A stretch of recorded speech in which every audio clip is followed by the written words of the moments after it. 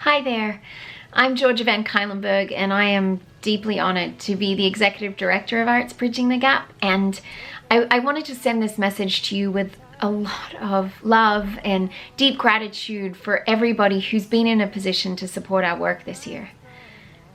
We all know how hard this year has been on everyone. It's been the most challenging year for most of us in our lives. We've all been through rough moments, scary times, and confusing months and months that continue to go on.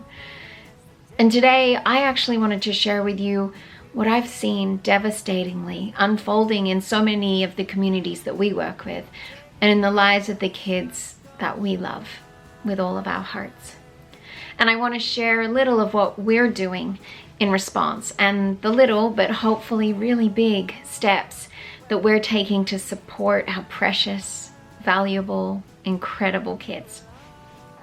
You may have heard teachers or parents talking about the worries of how do we get students to keep their videos on, or how do we get them to turn in work or respond to questions we ask in class. But beyond those questions, on the other side are families like ours that don't know how to share one Chromebook between 3 kids or get reliable internet other than going to a fast food restaurant miles away. And for some of them, they don't have the luxury of worrying about their children's learning and education because they're desperately trying to work out how to get diapers for their youngest when it's on lockdown and they can't get to the store because everything's gone. Many of our kids have been forced to become the caregiver in the family, whether it's for their siblings, their grandparents, but their parents have to go out in unsafe conditions to still earn a living to support the family. And that's if their parents are still employed and still have a job, because that's the reality for so many of our kids.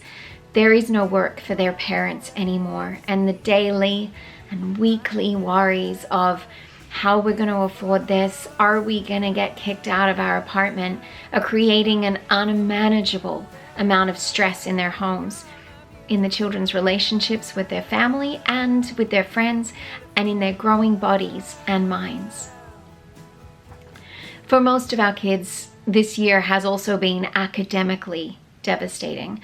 The kids that we have that used to be getting A's are now getting D's and C's and even F's, just because they're the kind of students that learn best by asking questions, and they need that little bit of extra help to get the grades that we all knew that they could do.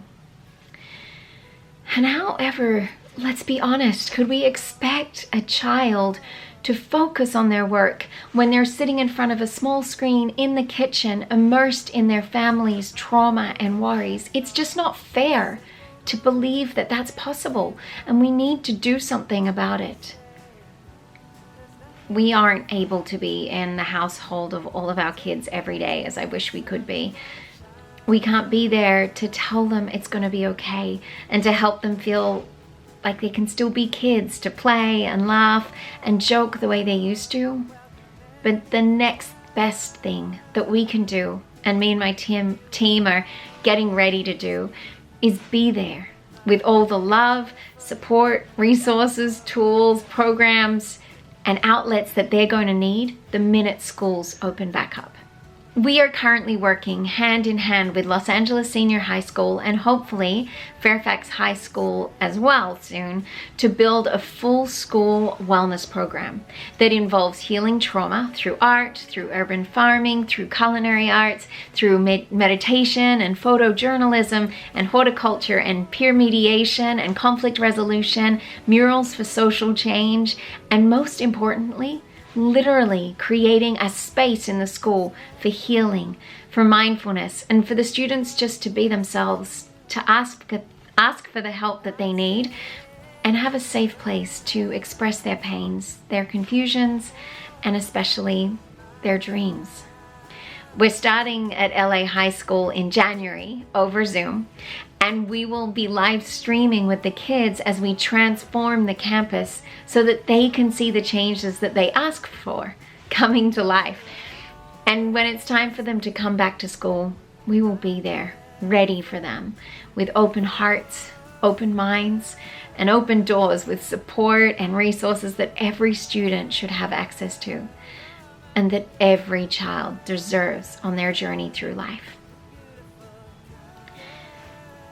I'm honestly very sad that it's taken a year like 2020 and a pandemic to make this program possible, for people to really wake up and see how vulnerable our kids have always been and how much support they have always needed.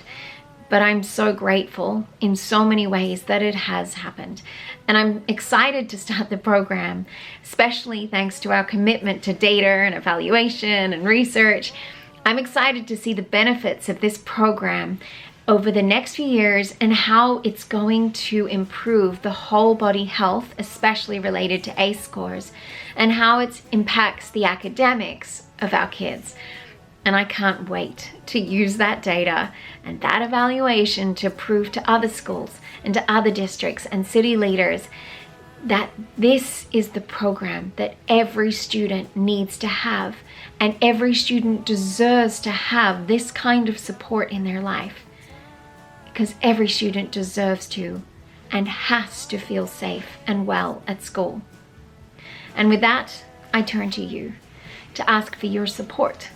We have received a few small grants to make this program possible up to this point, but we're going to need a lot more to make it the kind of program we know it can be and needs to be, to truly support all of our kids who've been adversely impacted and traumatized by this past year.